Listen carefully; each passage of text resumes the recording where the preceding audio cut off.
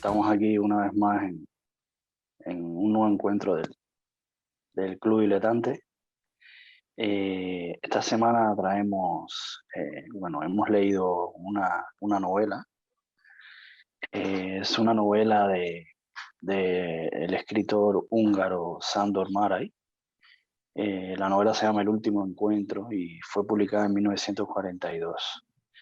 Luego también hemos visto dos relatos muy interesantes y la verdad que tienen muchas cosas de qué hablar. Uno es, el relato se llama El muñeco, es de la escritora norteamericana Shirley Jackson, y este relato fue publicado por primera vez en el año 1949 como parte del libro La lotería de otros relatos, que formaba parte de un conjunto de relatos de la autora. Y luego también veremos un clásico, se llama El hombre de la arena, es un relato bueno, de tantas cosas, porque este hombre fue tantas cosas: músico, pintor, escritor sobre todo, Eta Hoffmann, que fue publicado por primera vez en 1816 como parte del libro Cuadros Nocturnos. Eh, Tengo que decir aquí que, bueno, el problema de las fechas, porque inicialmente Cuadros Nocturnos, que de hecho la referencia es una referencia musical, ¿no? Porque luego están los nocturnos musicales, como él era músico. La edición inicial incluye el cuento, pero luego él amplía esa edición, se amplía y se publica una segunda edición ampliada en el año 1817, donde ya también se incluye. Por eso a veces hay confusiones con las fechas, ¿no? Pero en sentido general, bueno, es 1816, 1817 más o menos, que fue que publicó este relato como parte también de una compilación de cuentos que le puso por nombre Nocturno, Cuadros Nocturnos, Piezas Nocturnas, algo así, ¿no? Tendría que ser en alemán. Y nada, estas son las tres cosas que veremos esta semana. Si te parece bien, no sé, podemos Muy bien. comenzar por Chile. Comenzamos por Chile y por el muñeco. Muy bien. ¿Mm? Bueno, pues, a ver, el relato es un relato moderno, ¿no? Eh, a diferencia del otro relato que vamos a analizar, que más bien es un relato muy simbólico de otra etapa y de otra forma, ¿no? de contar. Eh, Bueno, en este relato de Shirley Jackson hay dos mujeres, ¿no? Que se encuentran en un restaurante. Eh, ellas, es interesante porque nos presenta a los personajes en movimiento al principio, ¿no? Entramos en el restaurante, no es que haya una descripción de cada, de cada una de ellas, sino que más bien por su comportamiento y sobre todo el diálogo, vamos viendo qué pasa, ¿no? Y como cualquier relato moderno, también nos vamos enterando de las cosas, pero muy a medias, ¿no? Creo que la primera alusión, primero entran a un lugar que vemos que ha sido un sitio de unas condiciones y ahora es como muy popular, va gente muy rica, pero la señora Wilkins, me parece, siempre está haciendo una alusión a que hubo un tiempo en el que esto fue mejor, ¿no? Al menos para su gusto. Y la señora Straub es una mujer que se pinta como chismosa, cotilla, va viendo lo que pasa en todas las mesas, ¿no? Eh, es un personaje grande, corpulento, ¿no? Que me parece que lo dice. Entonces nos vamos viendo ahí la contraposición entre ambos personajes, así se introduce la historia. Y en algún momento hay una alusión a dos hombres, ¿no? Uno es Walter y el otro me parece que es el marido, ¿no? De la señora Wilkins. Walter por lo visto es su hijo, ¿no? O, bueno, no queda claro, ¿no? Esto es lo que de alguna manera crea extrañamiento, ¿no? Porque piensas que por ahí van a ir los tiros. Y más bien, casi pasando a la mitad del relato, es que aparece lo que va a ser el argumento y lo que le da el título, ¿no? Al cuento, que es la aparición de empieza el espectáculo y hay el espectáculo de un ventríloco, ¿no? Entonces, bueno, pues ahí se genera una situación en que el foco que estábamos teniendo en la conversación de estas dos mujeres, de pronto se desplaza, ¿no? Al terminar el espectáculo, en una mesa como al lado de donde ellas están, hay una chica, ¿no? Con un vestido verde, que parece que es la pareja del señor que lleva el muñeco, ¿no? El señor que lleva el muñeco, que se llama Joe, por lo visto bebe mucho, ¿no? También nos enteramos de esto a cuentagotas. Hay una situación incómoda en la que de pronto el muñeco participa, ¿no? Participa en la discusión entre Joe y esta chica del vestido verde. Y nada, al final lo que ocurre es que la señora Wilkins, que de las dos, de Straub y Wilkins, era la menos temperamental, me parecía más un perfil nostálgico, ¿no? Si bien siempre se refiere a otros hombres, a los hombres de su vida, se para, ¿no? Al final y le pega un golpe al muñeco. Y entonces ahí acaba el relato. Entonces, me parece interesante el relato, a mí me pareció interesante por varias cosas. En primer lugar, por la forma de tratar el elemento masculino en el conflicto que tiene el personaje de la señora Wilkins, porque nunca sabemos quién es Walter realmente, tampoco sabemos qué pasó con el marido, ¿no? Y luego que esto lo engancha con una situación circunstancial, ¿no? Donde hay un muñeco que, bueno, pues el Joe que está un poco borracho, pues juega con el muñeco y le responde a la chica de una forma pues un poco insolente, ¿no? Y esto afecta a la señora Wilkins y reacciona, ¿no? Entonces, como que hay dos historias ahí.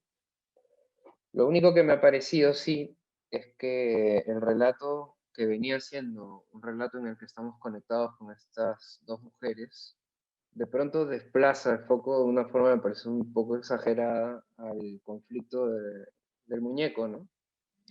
Entonces da la sensación en un momento de que estás asistiendo a dos relatos, ¿no? Y como que uno ha terminado de alguna manera y empieza el otro, aunque al final los conecta, ¿no?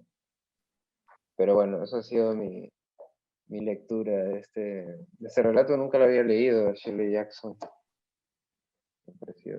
Bueno, por mi Sí. parte decir, bueno, lo primero que justamente Shirley Jackson una, es una escritora que bueno, últimamente se está rescatando, se está releyendo mucho y está cobrando mucha importancia,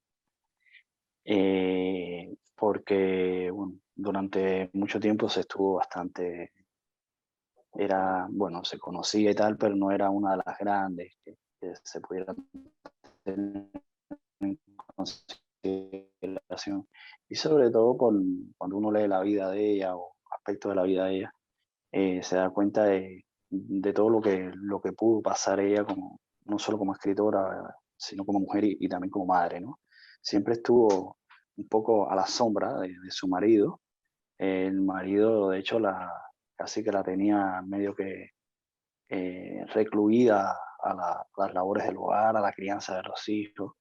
Y entonces ella, bueno, de hecho tuvo 4 hijos y también a nivel de económico, el marido medio que la tenía un poco mm, dominada con respecto a todo lo que ella, es decir, lo que el marido, ella recibía por las cosas que hacía de parte del marido, de parte del marido menos de lo que realmente debería considerar. Era el marido que llevaba las economías y en ese aspecto la tenía un poco subyugada, ¿no? También muy metida en el tema de las labores del hogar. Entonces, una mujer que luego empezó a padecer una obesidad, a sufrir una obesidad que la llevó también a tomar bueno, barbitúricos y muchas pastillas y píldoras que acabaron un poco trastornándola y volviéndola, era además muy fumadora y bueno, acaba muriendo muy joven y un poco producto de todo este conflicto que tenía ella también, ¿no? Entonces es una mujer que, ya digo, ahora se está rescatando mucho, sobre todo desde el punto de vista del empoderamiento de la mujer y del rescate de tantas mujeres que han estado en una posición como la de Shirley. Y de hecho, el año pasado, en 2020, se hizo una película con, se llama justamente así Shirley, inspirada en ella y mm, protagonizada por Elizabeth Moss, que hace un papel espectacular ahí eh, en, el, en, el, en la persona de Shirley, ¿no? Entonces, bueno, eso más o menos un poco respecto a esta autora y decir que también es muy famosa bueno, escribió novelas y cuentos y sobre todo es famosa por la novela eh, de Haunted Hill, no me acuerdo cómo sería en castellano, pero algo así como la Casa de la Colina Misteriosa, algo así. Ujú. Y esto luego ha sido también llevado a series, a películas, y ya digo, muy interesante, ¿no?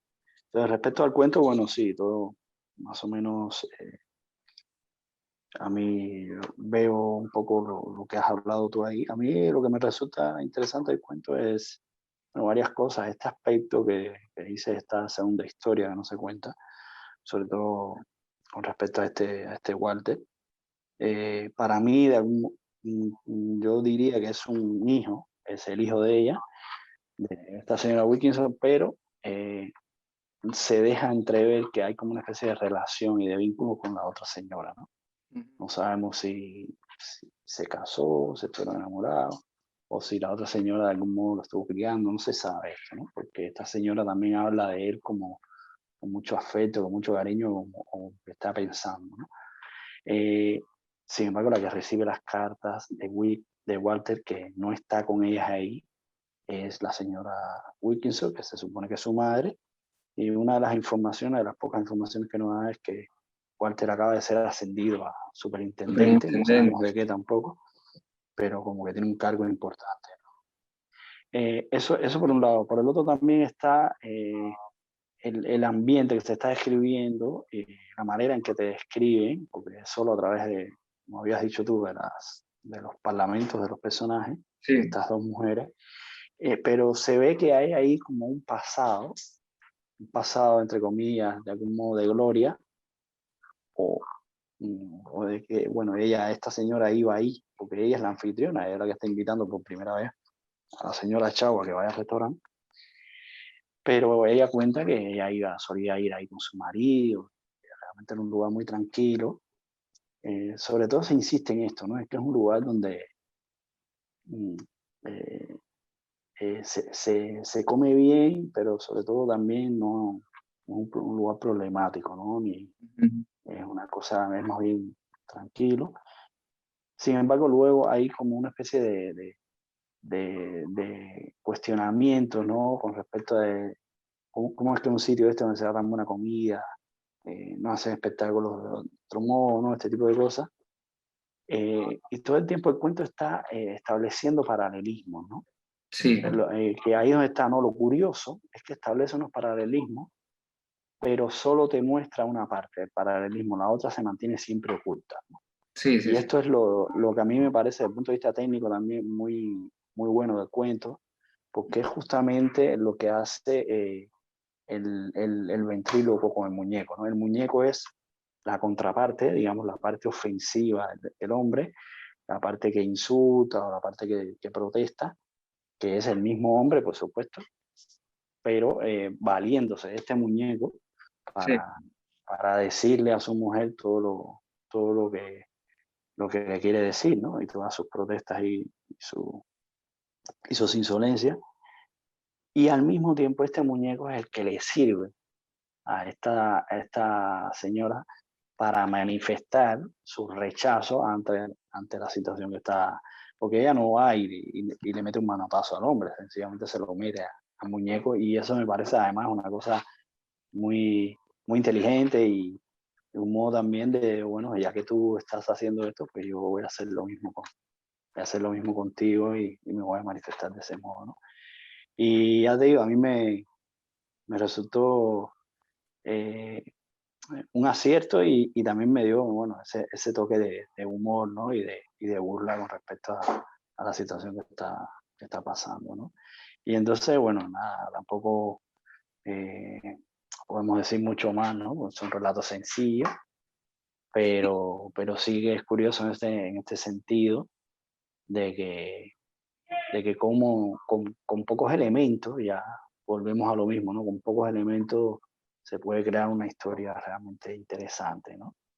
Y en este cuento creo que también se ve esta posición y este tono reivindicativo de Shirley, ¿no? Con respecto al tema de la mujer, porque esta mujer vestida de verde fue, de hecho, previamente había sido criticada por esta señora, porque tenía un vestido verde con un escote demasiado llamativo, demasiado pronunciado, y, y ellas cuestionaron eso. Sin embargo, a pesar de cuestionar la proyección de esta mujer a nivel social, fueron capaces de ir a defenderla con respecto a que se supone que es su marido, ¿no? Mm. Y entonces, en este sentido, bueno, creo que muy bien, ¿no? Entonces, bueno, no sé si habías visto algo más ahí o que tengas algo más para Sí, hablar. en cierta forma tú lo has dicho, cuando aparece el muñeco, de alguna manera el muñeco materializa esa parte que ella, sí, ella más bien reprime, ¿no? De sí misma. Es decir, que porque de alguna forma tú te vas dando cuenta de que ella, claro, cuando tú analizas, la señora Wiki siempre habla del pasado, siempre se refiere al pasado. La señora Straub resta importancia a eso y siempre está mirando el presente, porque de hecho Shirley Jackson la representa siempre mirando las otras mesas, bien, atenta a lo que está sucediendo. Y en cambio, la señora Wilkins está atenta a lo que ya no está sucediendo como antes, ¿no?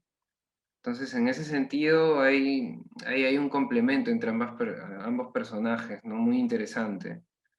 Y en el fondo, esa referencia constante al pasado también nos muestra que ella no estaba contenta con cómo le ha ido, ¿no? O sea, nosotros podemos intuir que la señora Wilkins no es una mujer con un matrimonio feliz, tiene una relación extraña con su hijo, reprime algo entonces, ¿no? Entonces, y el muñeco de alguna manera materializa esas cosas que ella reprime, ¿no?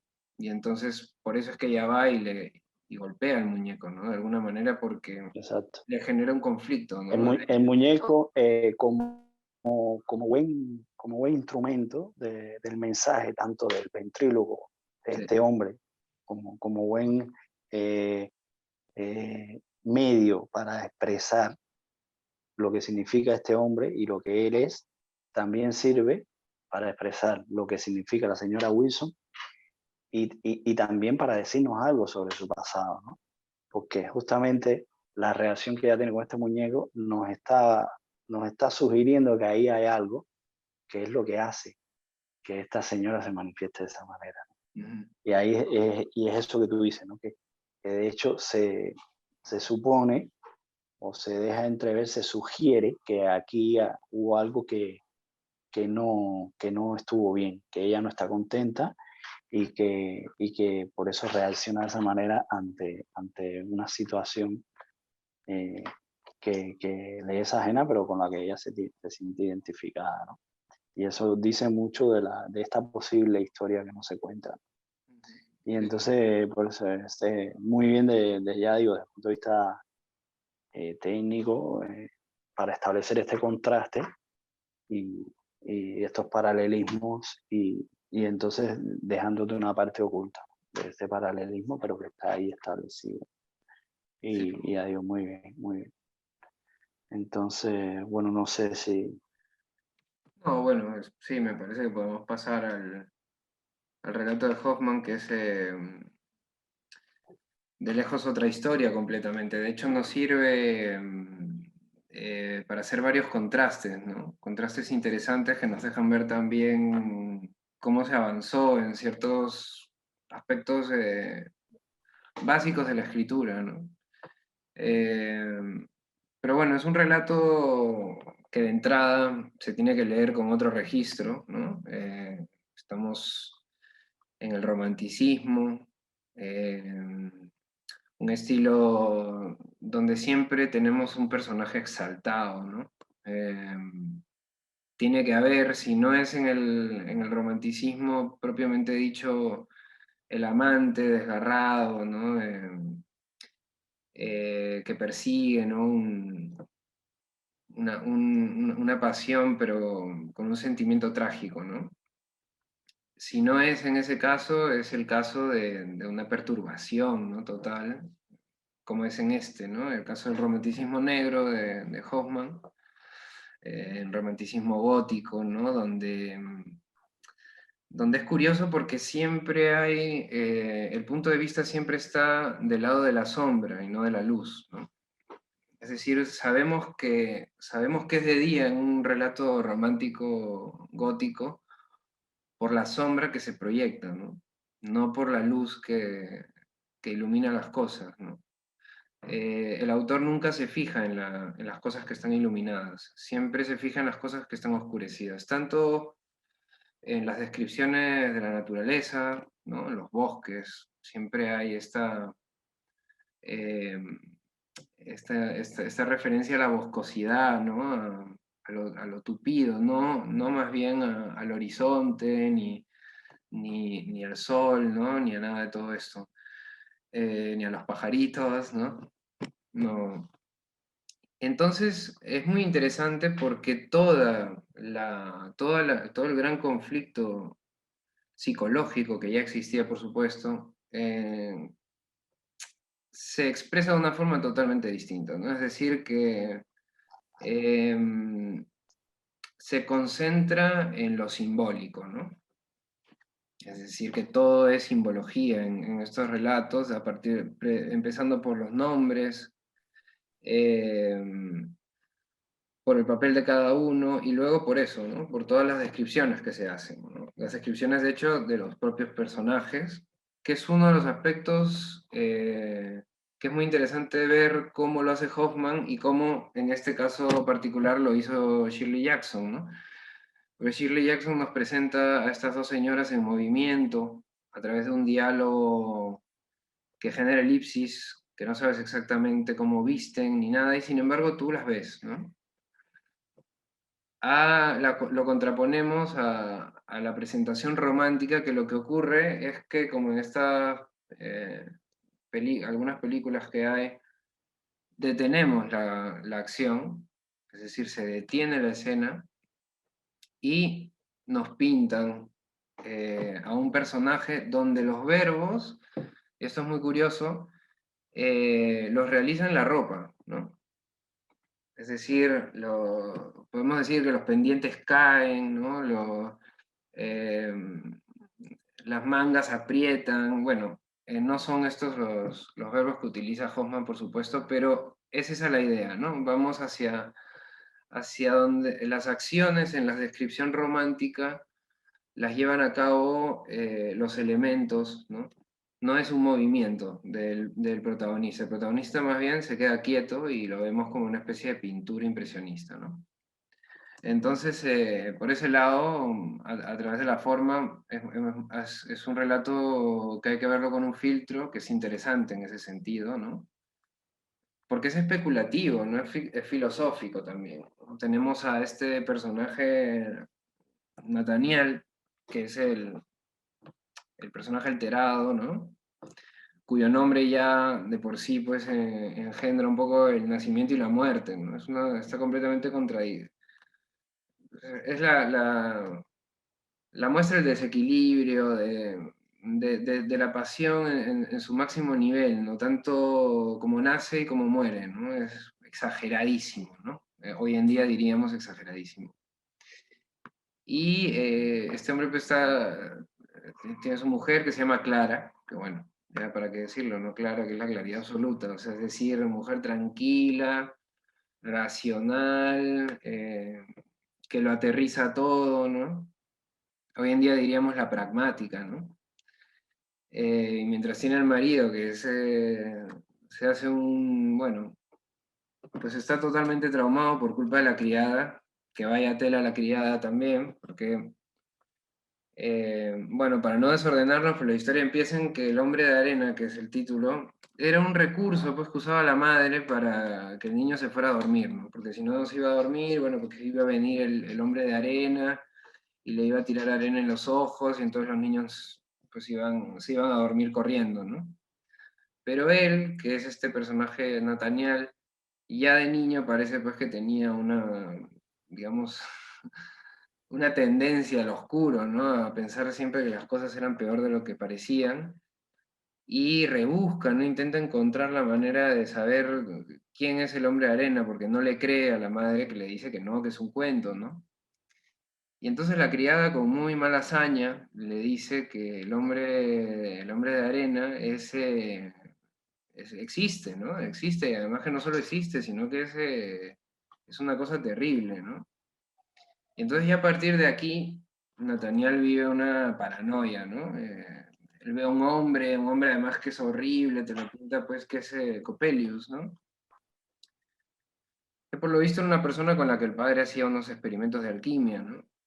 Pero claro, al ver esto a través de la carta de Nathaniel, vemos que el niño pues vive ahí una fantasía de que es un hombre, un ser demoníaco y que le va a hacer daño a su padre, que coincidentemente muere, ¿no? Entonces la muerte del padre ya es, bueno, pues si el trauma ya se estaba generando, ya con la muerte del padre esto lleva pues, lo condena por vida, digamos, ¿no? Como todo buen personaje romántico, ¿no?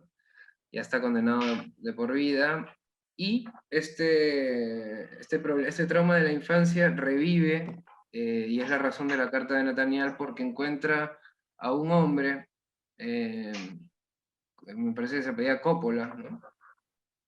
Ujú, sí. Un italiano, y entonces considera que este hombre es Coppelius, ¿no? Y entonces el trauma vuelve. Entonces a esto Clara responde diciéndole, oye, no, este hombre no es Coppelius, Coppelius es alemán, Coppelius es italiano, bueno, en fin, mil cosas, pero el daño es irreversible, ¿no? Y curiosamente, pues todo termina la pata de los caballos, ¿no? Entonces, como buen también relato romántico, y lo que parecía que era ya la recuperación de Nathaniel era solamente pues un atisbo, ¿no? Realmente el hombre está muy alterado, y hay un conflicto al final con Clara, que nos deja ver también un poco algo que es muy actual, ¿no? Que es esta batalla entre las emociones y la razón, ¿no? Y quién gana al final, ¿no? En este caso, bueno, pues eh, no sé si da la sensación de que gane alguien, ¿no? Pero es interesante en este sentido, en todo el sentido simbólico. Me parece un relato... Bueno, a mí decir primero que a mí el relato me parece una genialidad. El relato. Es una cosa que tiene tanto, eh, sorprendentemente, una de las primeras cosas que me llamó la atención, para hacer un relato escrito en 1816 o 17 o incluso un poco antes, decir aquí como dato curioso que es un relato que nace casi que al mismo tiempo en que se está escribiendo Frankenstein en Inglaterra por Mary Shelley. Eh, pues a pesar de que es un relato tan, digamos, ya tan alejado en el tiempo, eh, cuánta, cuánta novedad y cuánta modernidad hay en ese relato, ¿no? A pesar de que pueda ser considerado romántico. Lo primero es bueno, la utilización del género epistolar. El relato comienza con unas cartas y tú, bueno, tú crees que todo esto va a continuar así y de pronto se detiene y entra un narrador. Entra un narrador diferente al de las cartas que se dice ser amigo de Nathaniel y él un poco va a completar esta historia. Pero lo curioso también es que este narrador al mismo tiempo es un cuestionador o un escritor que se piensa la literatura también, que se piensa los géneros. Hay también una referencia metaliteraria ahí. Sí, en la última parte. También muy, muy nuevo, muy contemporáneo eso. Y que ya digo, es impresionante. Al mismo tiempo que te está haciendo esto, está también intentando, dándole toques, no solo filosóficos, sino también de corte ensayístico sobre lo que puede ser lo fantástico, sobre lo que pueden ser los relatos, otro tipo de relatos y historias que se hacían antiguamente. Es decir, él está ahí también ensayando sobre el género que está creando y al mismo tiempo te está contando y te está terminando de contar la historia de Nathaniel. Un recurso que además tiene que ser importante porque eh, para no revelar el final, para que el cuento pueda tener este final, de algún modo tiene que narrarlo una tercera persona, ¿no? Eso también me resultó muy curioso. Lo otro es cómo, con qué, esto que tú hablas de los símbolos, con qué maestría y con qué genialidad escoge símbolos, escoge elementos que pertenecen, digamos, a la tradición, al mito, a la superstición y a la cultura popular, como es la historia de este hombre de la arena, y como esa pueden haber muchas historias, ¿no? Yo qué sé, la historia del hombre del saco, o el hombre de no sé qué, estos seres que nos contaban cuando éramos niños para que surtieran una especie de efecto en nosotros, cómo él se apropia de esa referencia tradicional y la hace, no solo la vuelve un personaje, sino que la hace un símbolo, porque curiosamente todo el tiempo se está dando una alusión directa al hecho de los ojos, de la visión, de la vista. Este hombre de la arena, ¿qué hace? Te echa arena en los ojos y si tú no te acabas durmiendo, te lleva y te lleva a la luna, donde tienen a esos niños que no se quieren dormir, ¿no? Fíjate cuánta simbología hay ahí, Sí, además preciosa, y cómo él, porque este hombre, este Copelius, que como tú bien habías dicho, es un alquimista, este hombre, en una de sus, por decirlo, representaciones, para no hablar de encarnaciones, porque él el primero es Copelio y después se llama Copelia, para Nathaniel era la misma persona, eh, y este hombre todo el tiempo, o los trabajos a los que se dedica, tiene que ver siempre con los ojos, ¿no? O llevaba ojo, o era un oculista, o llevaba gafas.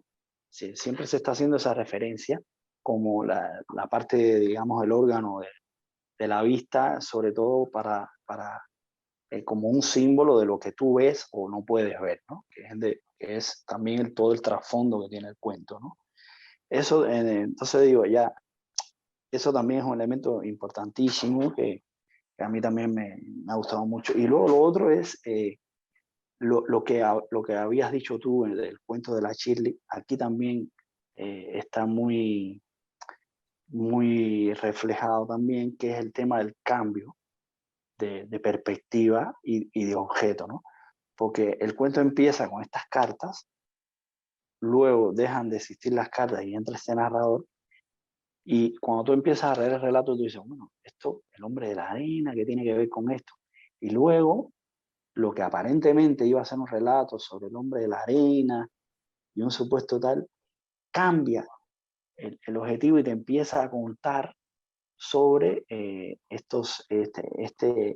esta persona, esta Olimpia, que también tiene un nombre simbólico, Sí. que es nada más y nada menos que un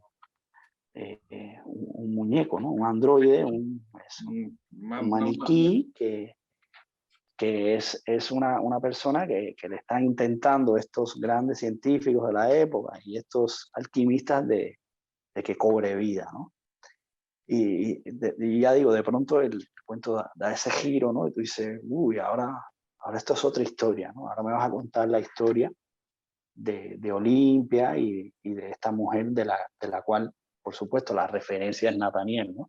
Que es el Sí, que siempre es el punto de coincidencia de todos estos elementos, ¿no?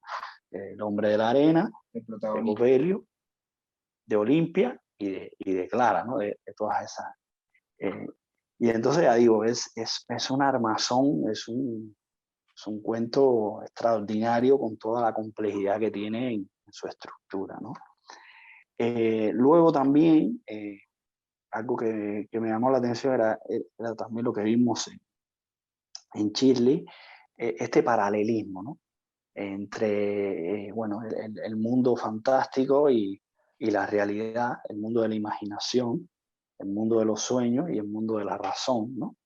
Entre lo que aparentemente está explicado y se ilumina, como decías tú, y lo que permanece en la sombra, ¿no?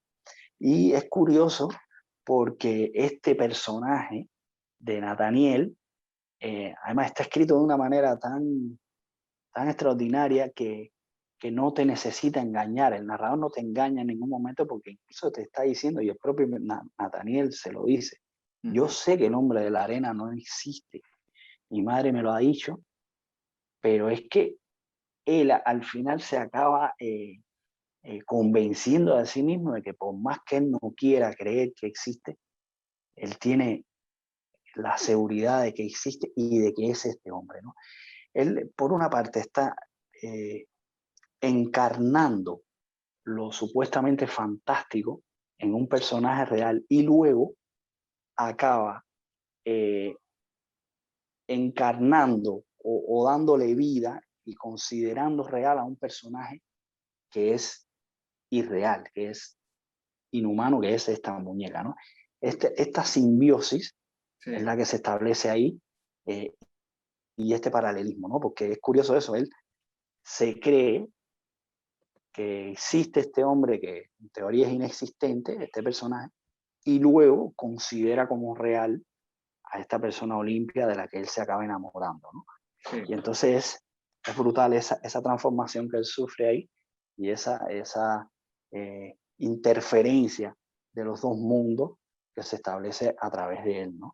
Sí. Y por supuesto él acaba ya finalmente imbuido en ese mundo que ya que como que lo ha atrapado, ¿no?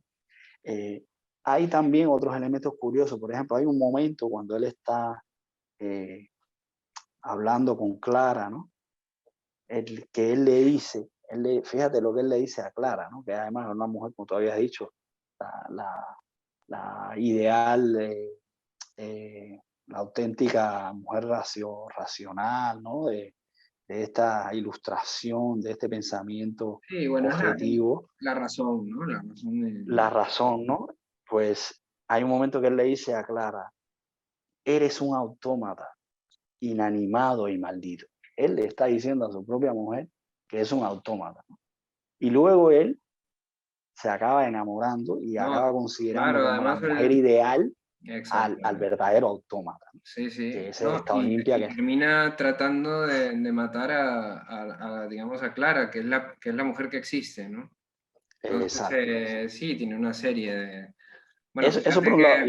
No, no, fíjate que las mujeres también, mujeres que generan el trauma, la criada y la madre, no tienen nombre, ¿no?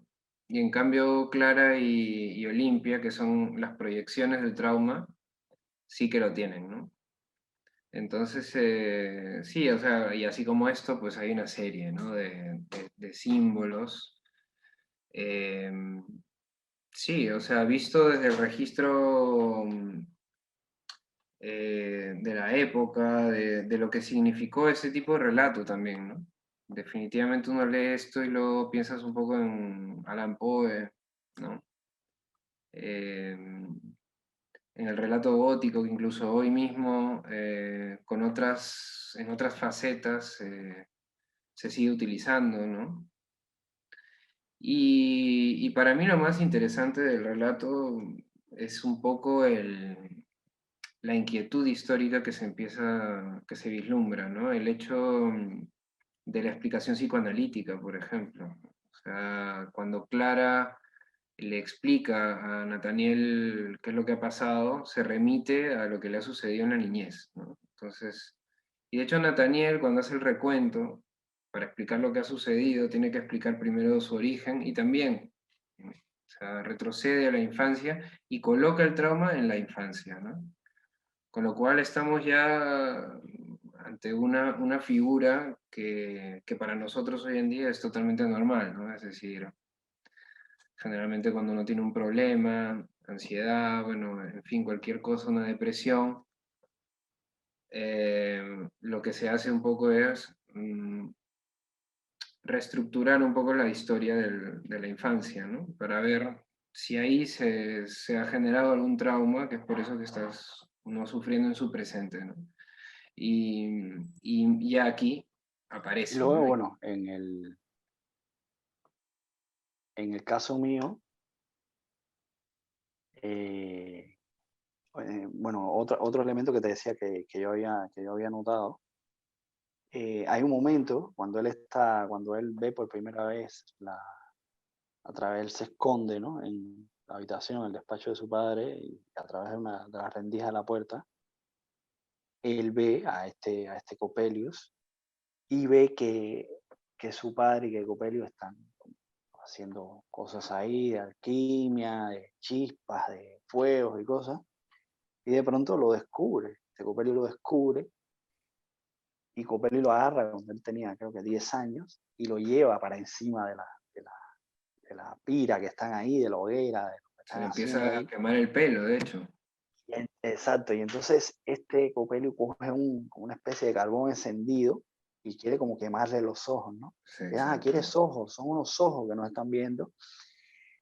Y que por supuesto, suponemos que se trata de una broma, ¿no? Pero al mismo tiempo este Copelio le dice, voy a revisarte las articulaciones a ver si está. Es decir, de algún modo te está sugiriendo que él puede ser también un autómata. Así que Nathaniel Sí, puede sí, ser sí. también un autómata, ¿no? Y esto también te dice, uff, buenísimo, ¿no? Con dos elementos, sin necesidad de decirte esto, te está diciendo, cuidado, que Nathaniel puede ser un autómata creado por, por su padre, y de hecho la madre también siempre lo está cuidando, intenta sobreprotegerlo, ¿no? Le tiene como un cariño especial, porque sabe que él no es una persona normal, es una persona diferente.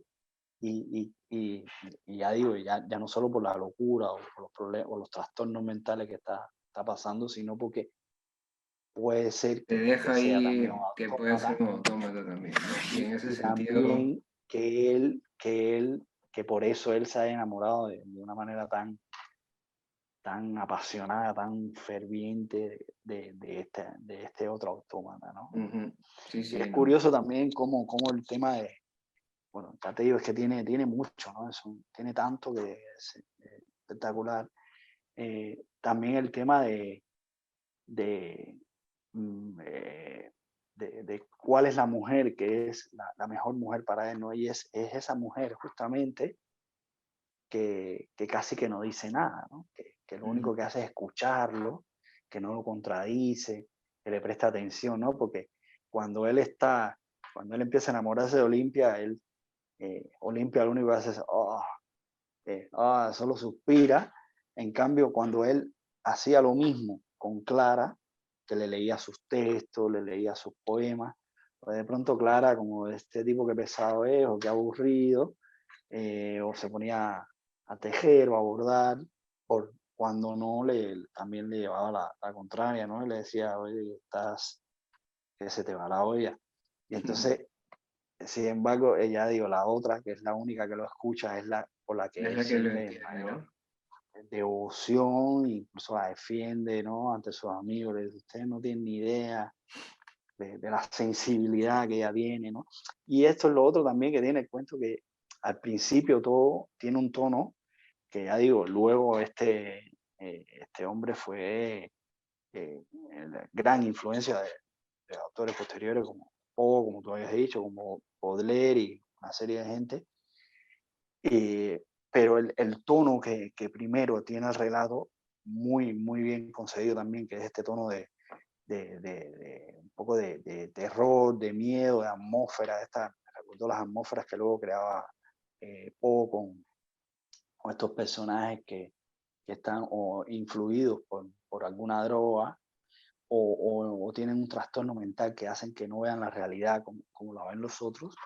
Este tono además misterioso, de miedo, de ominoso, luego se vuelve un poco paródico y burlesco, ¿no? Porque ya este narrador, este narrador que entra a mitad del cuento, ya como un poco que empieza a ponerte a Nathaniel como en una posición de medio que de risa y de burla, ¿no? De mira de lo que este tipo lo que le está pasando, ¿no? Por muy trastornado que esté, pero te lo pone un poco en situaciones de risa que ya como que ya está ya digo, esa parte de la parodia que también tiene el cuento que es brutal.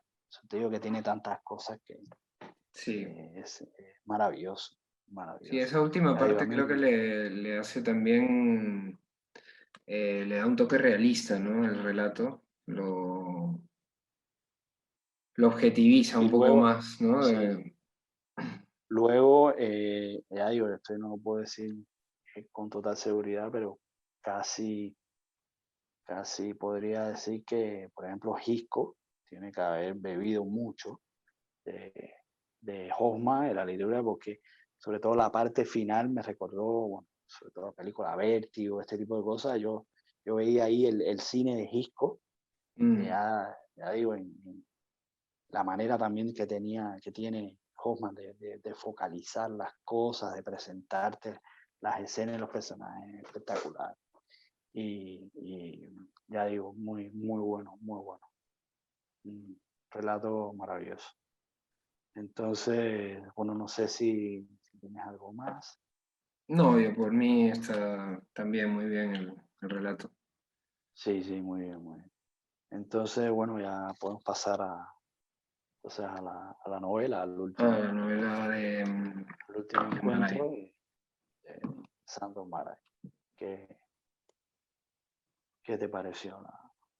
Sí, bueno, yo no había leído a Maray. La verdad que la novela tiene varias cosas para mí. En primer lugar, creo que es una novela. Primero la pregunta, ¿no? Quizás si es una novela o no lo es, ¿no? Probablemente a mí me ha dado más la sensación de asistir a un relato largo, quizás demasiado largo para un Sí, relato.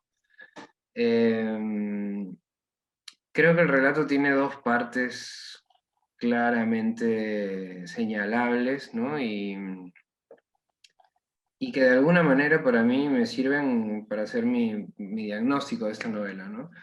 Yo creo que hay una primera parte que es antes del reencuentro entre el general y Conrad, me parece, ¿sí? sí, Eh, la primera parte pues es una parte que él está esperando algo, ¿no? El general, y recuerda, ¿no?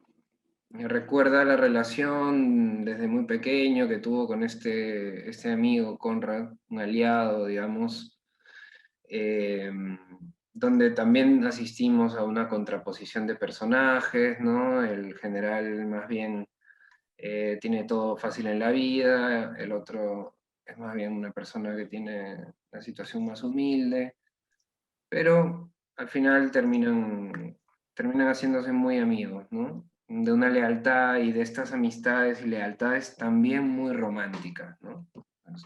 Estamos también en un relato que nos presenta exaltación, ¿no? De parte de las emociones, ¿no? Son emociones exaltadas, no son emociones como las vivimos generalmente, ¿no? Sino más cuando, en momentos particulares, ¿no? Sí. Entonces yo creo que el relato hasta el momento en el que ellos se distancian, ¿no? Que no llega, realmente no llega a hacer todo ese recuento, él se queda, además, mm, para mi gusto, Sí. demasiado forzado, se queda en un momento del recuento y es ahí donde reencuentra con el amigo y me parece forzado porque justifica lo que va a pasar después por no contar esa parte de la historia, ¿no? Porque lo que no cuenta es que este general estaba con una mujer, Cristina, ¿no?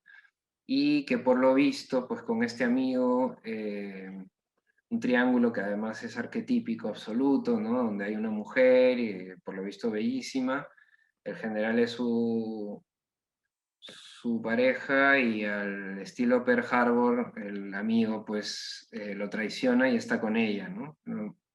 Por lo visto no solo la traiciona, sino que además se plantea matarlo, ¿no? Para quedarse con ella. Todo esto no lo sabemos, ¿no? Esto está ahí, ¿no? Moviéndose en esta lava narrativa. Y hasta ahí el relato me funciona, ¿no? De pronto llega el encuentro, y este encuentro para mí es un momento que bajo mi gusto personal es absolutamente exagerado. No exagerado, sino demasiado largo. Quizás hasta se repite un poco. No me funcionan por varios Claro, motivos. Número uno, no me funciona porque no es un diálogo y me lo plantea como un diálogo, ¿no? exactamente. Entonces parece que va a haber un diálogo y lo que hay es un Exacto. monólogo tan largo que se convierte en un narrador. Un narrador que además digrega de una manera excesiva, ¿no? Y no aporta nunca esa digresión una reflexión original, ¿no? Simplemente repite los tópicos de toda la vida. Uy, ¿Mauricio?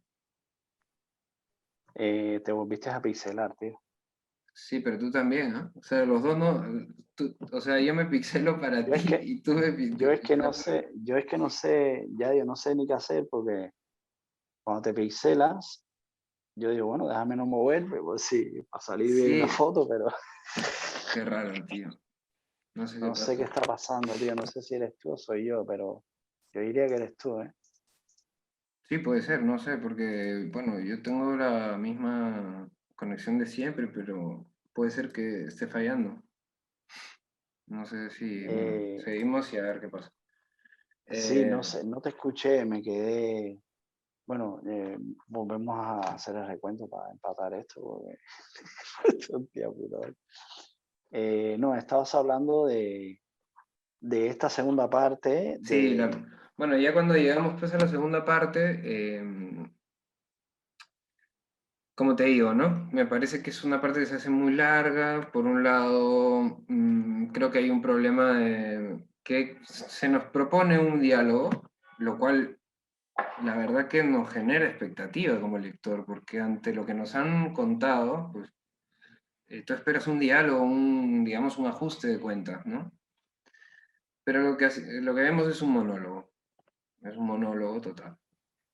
Entonces el monólogo se va haciendo largo, está lleno de digresiones que lamentablemente no nos aportan nada original, nos repiten cosas que hemos escuchado muchas veces, el tiempo pasa, todo se crea cenizas, y luego hay otra cosa que ya roza con lo insoportable, ¿no? Que es que hace preguntas al compañero, sobre todo hacia el final, y no le deja responder, sino que responde él. Exacto. O sea, le Él dice, mismo se responde. oye, cuéntame esto, no sé qué, no sé cuántos. Y luego le dice, Exacto. bueno, no me lo cuentes porque esa pregunta no es importante. Hostia, entonces ya, claro, te empieza a desesperar, ¿no? Y ya al Sí. final quieres precipitar las páginas para llegar al final, que es un final decepcionante porque no pasa nada, ¿no? No hay una reacción jamás, simplemente hay sí, las cosas fueron como fueron, nunca sabremos si este hombre quiso o no por lo visto sí que lo quiso matar, y ahí quedó, ¿no? Entonces, me queda un poco esa sensación con esta novela, ¿no? Un poco... Ahí, bueno, a mí me pasó lo mismo que te ha pasado a ti. Sin embargo, creo que yo tendría que decir que para mí esta es la novela típica de la insinuación, digamos, y de la sugerencia, ¿no? Está todo el tiempo insinuando cosas, ¿no? Insinuando cosas. De hecho, como tú bien has dicho, empieza una narración que cuando tú empiezas a leer el libro, que digo, a mí, para hacer un libro además solo con 3 personajes, casi, y de todos ellos, o 3 o 4, y de la mayoría, eh, solo hay uno que es el importante, que es este general, que es el que todo el tiempo habla y que casi que se vuelve narrador. eh, para hacer una novela con tan pocos elementos, resulta interesante, pero ¿por qué resulta interesante? Ya digo, no solo por lo que te está sugiriendo, por lo que te está insinuando, sino eh, por las cosas que va diciendo, ¿no? Ya digo, a mí me gustó mucho el tono poético y filosófico de las reflexiones que este hombre va teniendo. Sí, eso le da un toque interesante. Y lo otro es estas continuas eh, insinuaciones, ¿no? Entonces, cuando yo empecé a leer la novela, primero me imaginé que iba a ir, porque empieza, uno de los primeros puntos o aspectos importantes que se cuenta es la enfermedad que él tuvo de niño. Una enfermedad producida justamente por la soledad, ¿no? Por las pocas ganas, cuando a él lo separaron de eh, bueno, que estuvo como solo y que él volvió a recuperar y volvió a tener ganas de vivir cuando vino a cuidarlo su niñera, ¿no? Es decir, ese es un momento importante que luego no se le da mayor importancia en la novela, pero que de algún modo te viene a decir el tema o de lo que se quiere tratar después, ¿no? Que es el tema de bueno, las relaciones humanas, la soledad, el amor, la amistad, un montón de cosas, ¿no?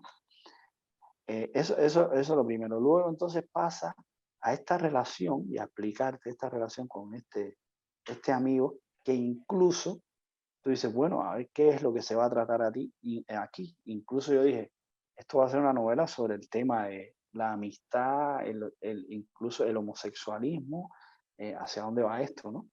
Te está otra vez insinuando un cierto tipo de cosas que luego no es.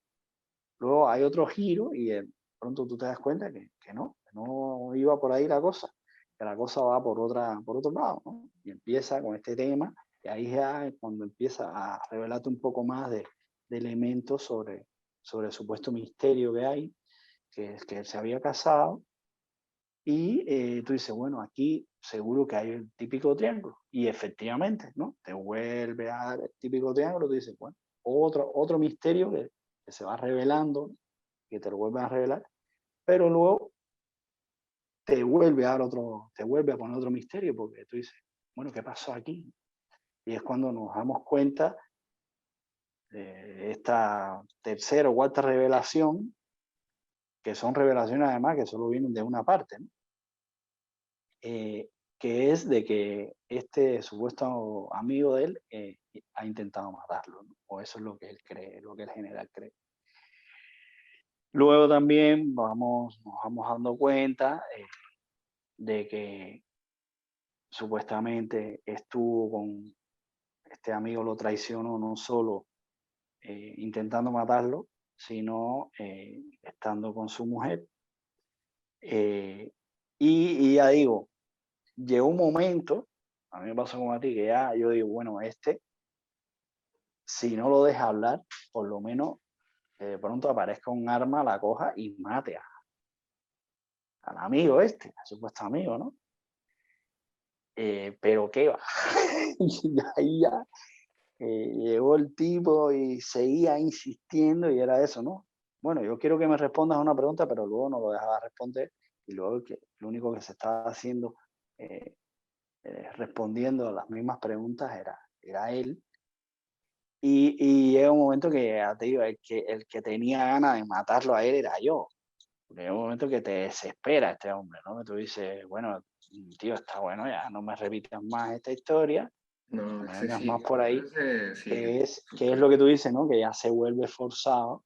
Incluso esa parte ahí se podría haber reducido un poco esa historia, o al menos dejar que el otro pobre hombre, eh, se defendiera, ¿no?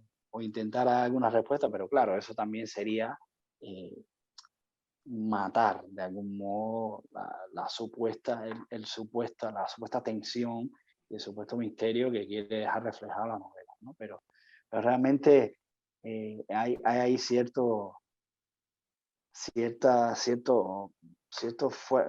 forzamiento y calzador de llevarlo hacia una cosa Yo creo que es que sobre todo la posibilidad de escribir un relato corto y hacerlo largo, ¿no? Yo creo que hay ahí no sé cuáles habrán sido las prerrogativas de escribir este libro, pero definitivamente, como en muchos casos, me parece que eh, es un relato que en un recorrido más corto podría haber sido más interesante, ¿no? Creo que al final se alarga mucho. Por otro lado, o sea, creo que también, a ver, para no dilapidarlo, ¿no? Creo que también es un relato de otra época. Hoy en día nos cuesta mucho más que se genere una verosimilitud en torno de un triángulo, ¿no? En el que un hombre va a matar al otro, que es su mejor amigo, por una chica. Es como que es algo que hoy en día cuesta un poco. Ya como tema es poco verosímil si no hay unas circunstancias muy bien establecidas, ¿no? En este relato me supone un tópico, ¿no? O sea, lo que me ocurre con este relato es que lo veo muy tópico, ¿no? O sea, esa relación romántica, amor-muerte, hoy en día es una cosa muy complicada, ¿no? De trabajar, porque son valores que ya no están tan cerca, al menos de las formas en que se mostraban antes, ¿no? Yo recuerdo una novela de Goethe, eh, no me acuerdo ahora mismo cómo se llama, es las afinidades selectivas, me parece que es. sí, Eh, al final. De por hecho, creo que ejemplo, la menciona ahí de hecho hay una serie Hoffman. de hecho hay una, sí, de hecho hay, bueno, tiene un toque también, tiene Sí, ese punto gótico. Es más luminoso, ¿no? Como es un texto romántico, pero más luminoso que no el de Hoffman. Pero trabaja esta idea, ¿no? De la exaltación del amor, llevándolo al punto de traiciones y de muerte al final. Y sin embargo, fíjate que en ese texto,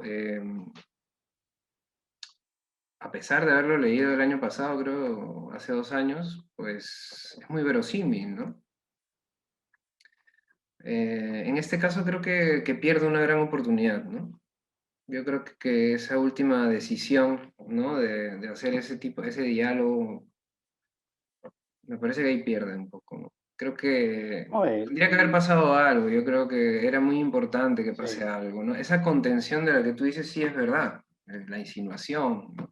Pero la insinuación lo han trabajado No, también, incluso, llega un momento en que, saca de pronto, me recordó a aquello que vimos, a las cartas de relato de Onetti, ¿no? Saca el cuaderno de y lo quema, Cristina, ¿no? O sea, que claro, que el cuaderno, era un como cuaderno no, completamente confesional, ¿no? Tú dices, bueno, otra vez aquí hay un nuevo elemento, ¿no? Que tú dices, venga, va, sí, ¿no? Vamos a leerlo, vamos a ver tal, pero qué va, él mismo lo tira al fuego, tú dices, bueno.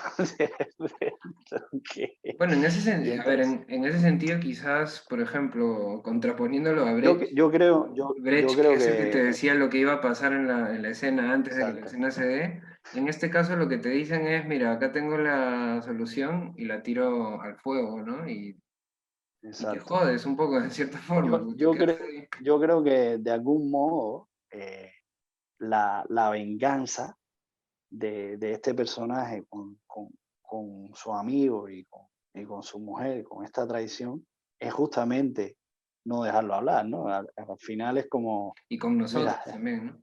exacto, y con nosotros, como diciendo, mira, este es el modo que yo tengo de vengarme de todo esto, ¿no? Porque no quiero respuesta, no quiero nada, solo quiero que te vayas y que me dejes en paz, ¿no? Con un poco así, pero dice, pero madre mía, no la pilles conmigo, tío. No la pilles conmigo. Para mí esa es la gran venganza, ¿no? Pero no, al final también, ya te digo, no es una novela que me haya desagradado y tampoco me siento totalmente decepcionado porque no, pues ya digo, tiene muchos elementos, sobre todo en el tono y en cómo narra. Es un gran narrador. Este hombre escribe muy bien, tiene un tono poético y filosófico muy, muy bonito, que a mí particularmente me gusta mucho, y tiene mucho valor en ese aspecto, ¿no? Pero ya digo, quizás en el modo de construir, porque claro, ¿cómo construyes esa historia?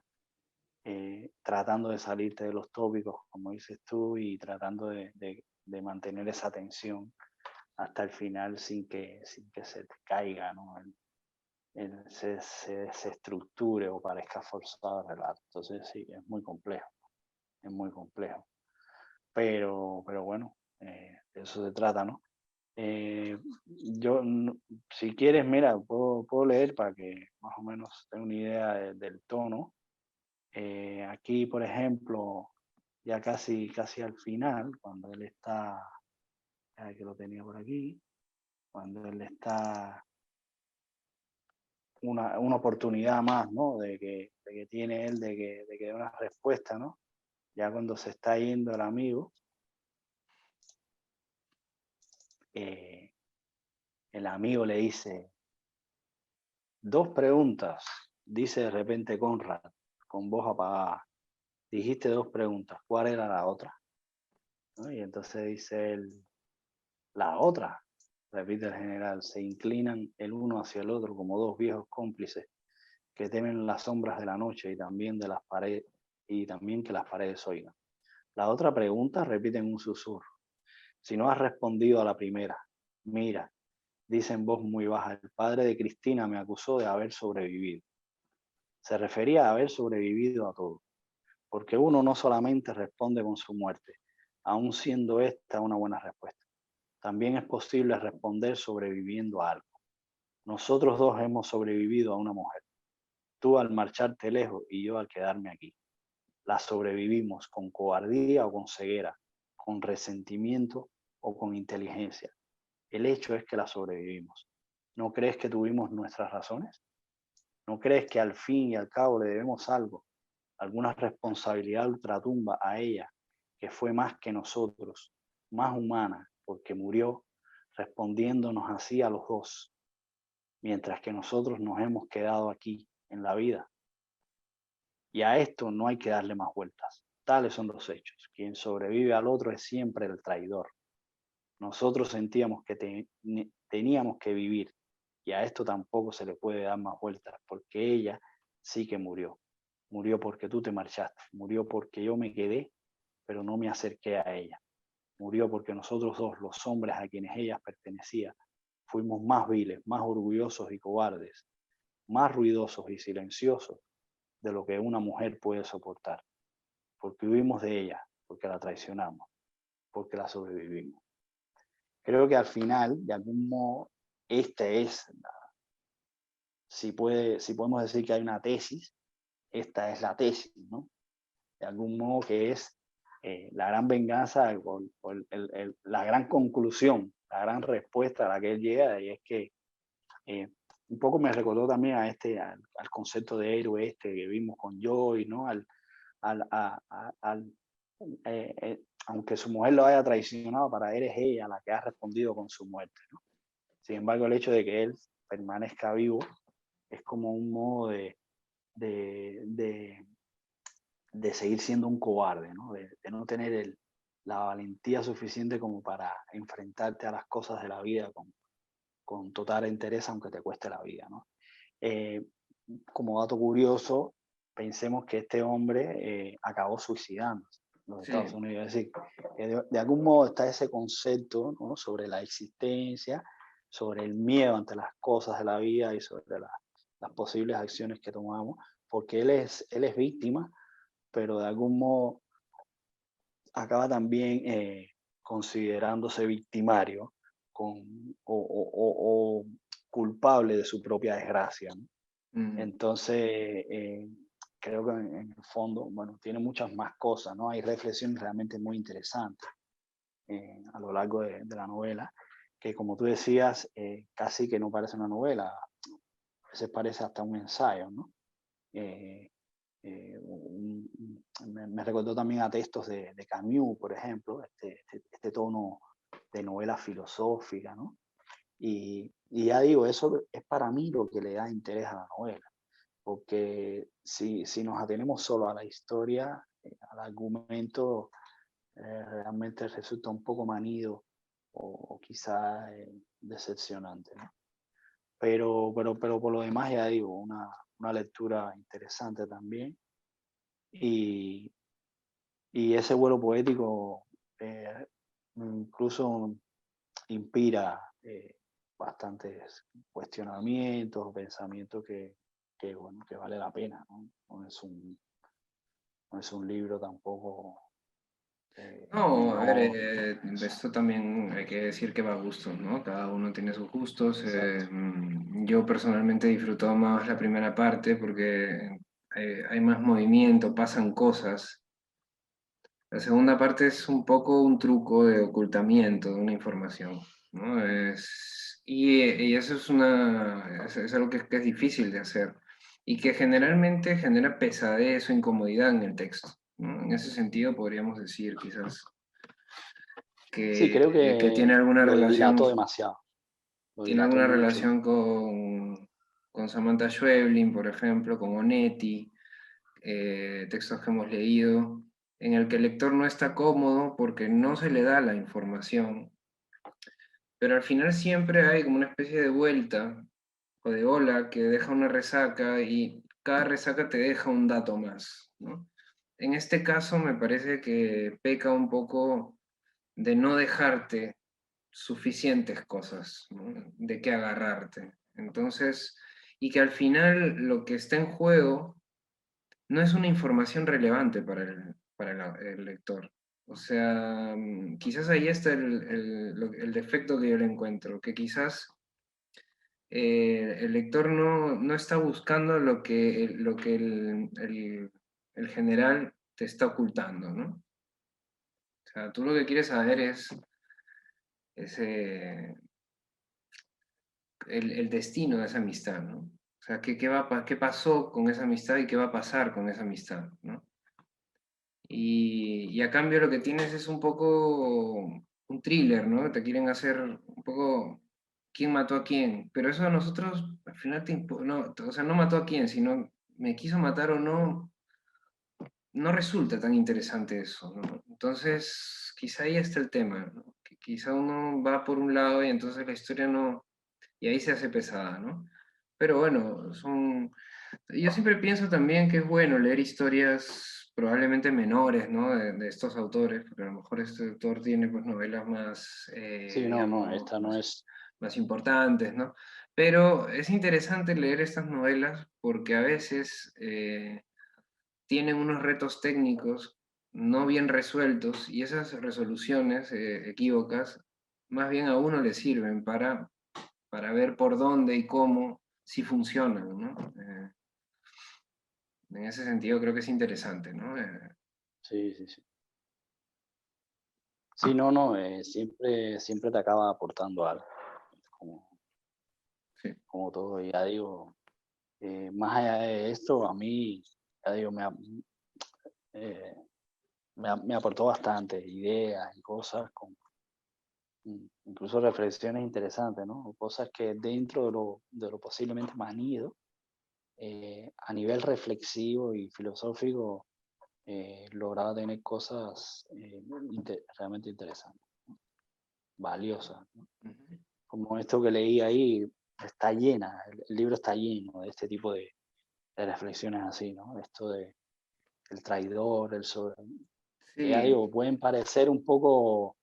quizás, eh, a mí lo que me parece quizás que el personaje, ese tipo de personaje, a mí en lo personal un poco pesado, ¿no? ¿Por qué? Porque siempre tiene como una especie de sensación de que la vida ya no tiene sentido, de que todo está en el pasado, de que todo salió mal. Eh, Quizá eso junto a esas reflexiones hacen que esas reflexiones sean un poco de un pesimismo, pero un poco pesado, ¿no? Al final es como estar escuchando a alguien que se queja todo el tiempo, pero que cuando le preguntas de qué realmente qué es lo que te molesta, pues no te lo sabe decir, ¿no?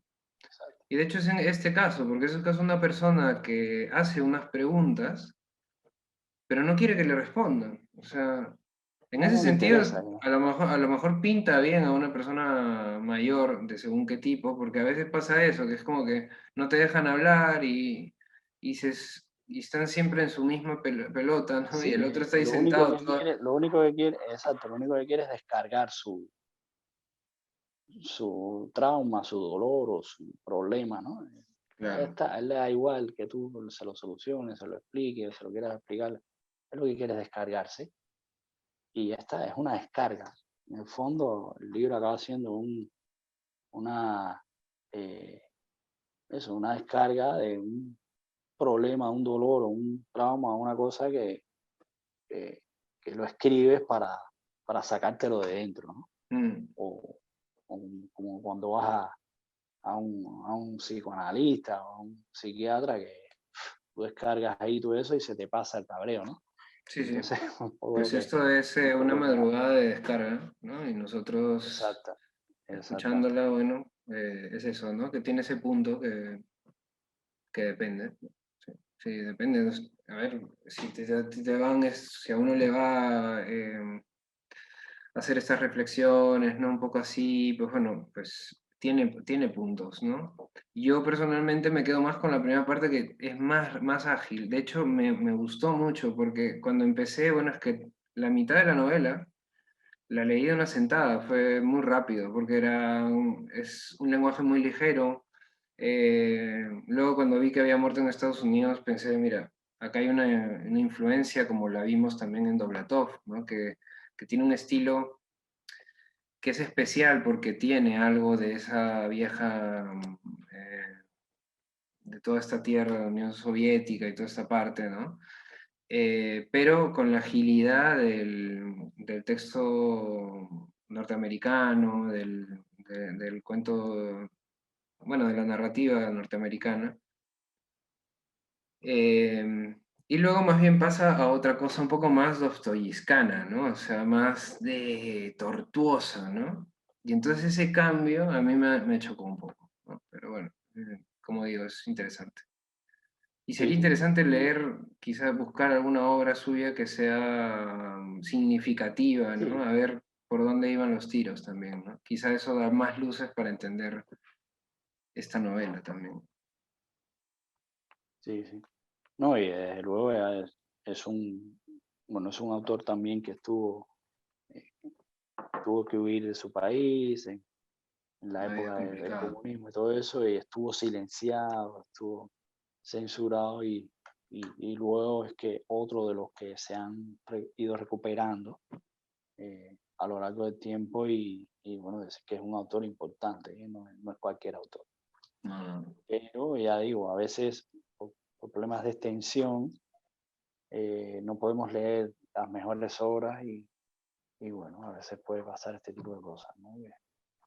Que leemos la obra que no es la que te podría acabar convenciendo sobre la grandeza de alguien, aunque ya te digo, en este caso se ve que no es un cualquiera que está escribiendo. Lo que pasa es que lo que tú decías, a veces hay cierto tipo de historias que implican una serie de cosas muy complejas de solucionar y que ahí es donde está, a veces tú dices, bueno, a ver cómo lo hace o a dónde lo lleva y bueno, a veces no se hace de la mejor manera.